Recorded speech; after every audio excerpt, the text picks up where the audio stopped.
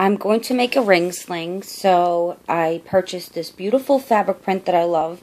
It is 100% cotton, and since it is really wide, what I'm going to do is, because there is a wrong side and a right side, I'm going to double it. So first, what I want to do is I want to make a pocket in my ring sling. So I measured the width when it's folded in half and centered it. And I figured that my pocket has to be on the end. I'm making an inside welt pocket. I'm going to attempt to make it. But, so I measured about, let's see, what is that, 8 inches? Yeah, 8 inches up. And since my fabric is about 26.5 wide, when I folded it in half, I'm going 13.25 inches in the middle. And I marked it with a fabric marker right there. And I already made my pocket. This is the fabric for the pocket. And I marked it on the wrong side. I want a pretty big pocket. So I just measured how wide it is and went about 1.5 inches from each side. Made 2 lines. This is 1 inch. 1 inch tall, and it's about, I think, 7 inches or so wide, and then drew a line in the middle. That'll be my center line.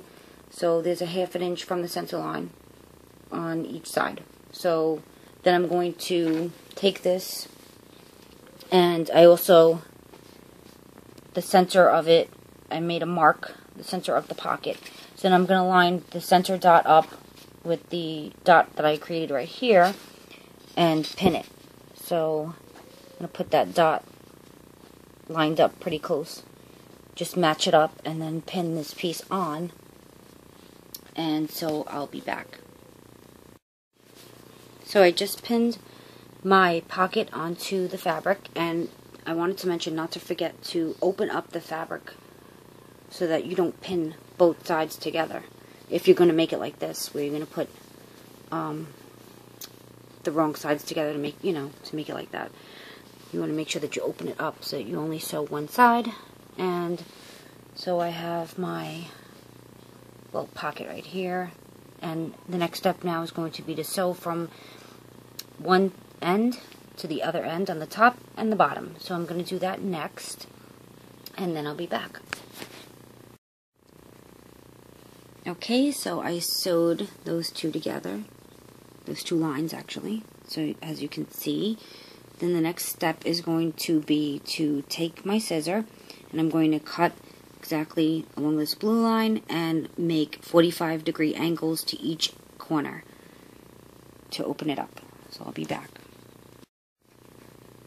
Okay, so now I have made my cut right here with my triangles on the edges, and we're going to take the pocket and we're going to push it on both sides, both ends, through the pocket opening.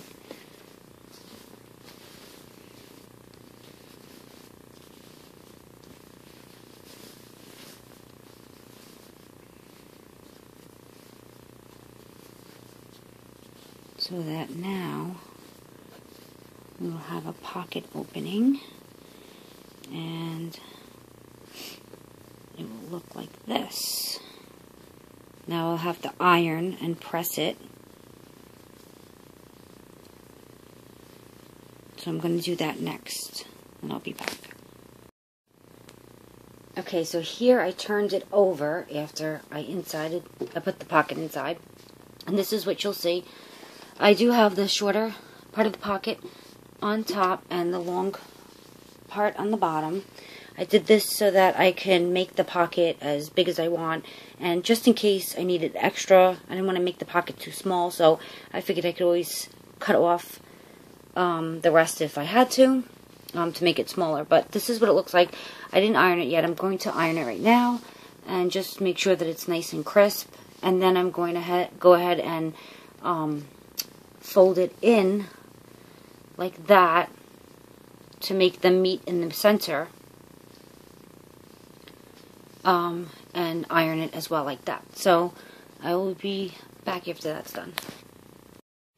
Okay, so I ironed it, and then I clipped it on the sides. I don't like to use pins if I don't have to, because I hate pins. They always stab me, but this is what I did. So I put the two fabric pieces together, and I made them meet together over here. So that's how it's coming out in the front, which honestly doesn't really look too bad for an amateur, does it? So, that looks pretty cool. I did use the same fabric only because I really don't have any other fabric, but I would suggest using something that contrasts with your fabric color or whatever. But I figured that it's not going to be really shown. This is a hidden pocket, and I'm also going to put it under, like behind at the tail part, not in the front, because I don't want it to be seen.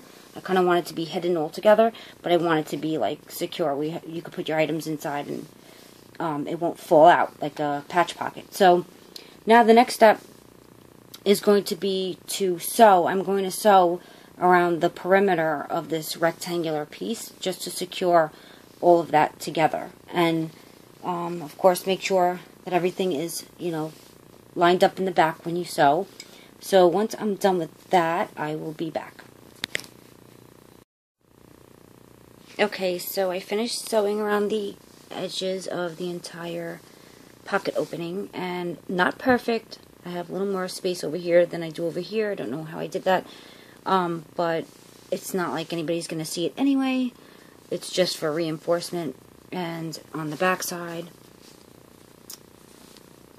this is what it looks like. So then after this step, what you will do is you will take the bottom of the pocket. I have it upside down right now, but pretty much we'll take the bottom of the pocket and, well, the fabric for the pocket. You would fold it up so that you have a bag, pocket bag, and then you would go ahead and sew it all along the entire edge. Okay, so I'm done sewing up all of the edges, as you can see right here. And now when I turn it to the other side,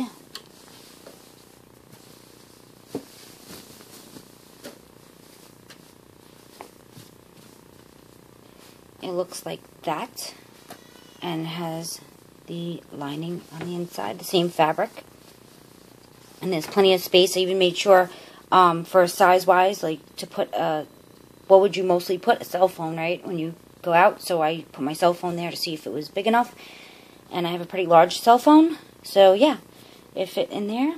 So as you can see at the bottom, you can't see the pocket. Obviously it's shorter. So when you go to hem up the edges, make sure that obviously it clears the pocket. Or shorten the pocket. But I wanted a pretty large pocket, so I tried to make it as big as I could without getting too close to the edge right here. Then the next step is going to be to fold the fabric in half and to hem up about 3/4 of the sides and leave one side open so that you can inside it out, but we'll be back in a few for that. Okay, so I have sewn all the edges and have washed it. I would suggest washing it before you decide to go ahead and sew where the shoulder is going to be. That way, if any shrinkage happens, it happens before you do that. The pocket is at the bottom right here. You can put your hand inside, and it's, like I said, I used the same fabric for the pocket. Okay, so what I did was I laid the fabric on the wrong side, the back side, not the wrong side, and I am measuring 12 inches from the edge and marking it along the way, because I'm going to make a gathered shoulder instead of a pleated shoulder, because this is very thick when I put the fabric pieces together, and it's very, very difficult to sew like this. So the gathered shoulder is quite easy, and I figured 12 inches is a good amount. You want to do anywhere from 9 to 12, 12 to 16, depending on how big you are and what size you need, but 12 inches seems to be a good length for the shoulder seam. So, okay, so I'm going to then take my ruler and connect the dots, pretty much, and just make a straight line. That way when I go to sew, it will be straight. they'll be even. Okay, so here we have the line that I marked all the way, and I used a fabric marker, in case you're wondering, one of these Mark Begons that it washes out, and you won't see this on the back side anyway. So, and then we want to get our rings. Okay, so I put the rings on. What you have to do is just slide them over the top right here. And instead of having the same colored rings, I wanted 2 different colored rings because I thought that that would look cool. So I ordered 2 pairs. So I got 1 black pair and 1 pink pair, which this is not really a pink. It's more like a pinkish purple. But because of my fabric had pink and black in it, I wanted to do like a combination. You probably won't see one of these. So the one that you're going to see the most is going to be the one that's on the bottom. So this is the wrong side of the fabric. Then when we turn it over and it's like this on your shoulder, you're going to see the bottom one mostly, because this is when the tail goes through it. So I wanted the pink to be showing. I made another one like this, and I have the black one on the bottom. So I wanted to make it the opposite. And it's, you know, if you're making 2 of them, you can switch it up or whatever. Or use the same colors. By the way, you buy this at slingrings.com. This is the large size because this is thick fabric. And it was $3.99 a pair plus shipping. So for 2 pairs and shipping, it was like under $11, just in case you want to know. Okay, so I have it on my machine, and as you can see, I just put it in like this, and then what I'm doing is I'm I'm making like a little hem over here so that you don't see it on the other side, and then I'm running my machine the foot along the edge right here to line it up so that it looks nice and neat and even. So yeah, so that's how I'm doing that. And you just have to fold as you go. So that's all you have to do is just sew and fold the hem as you go. Make sure that this is straight underneath so that it doesn't get puckered.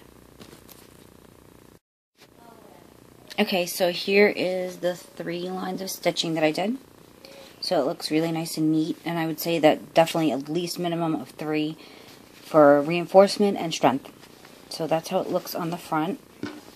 And then on the back, looks like that. So it's kind of reversible too. If you want to do a reversible one, you just see a tiny little seam right there. And that's how it looks.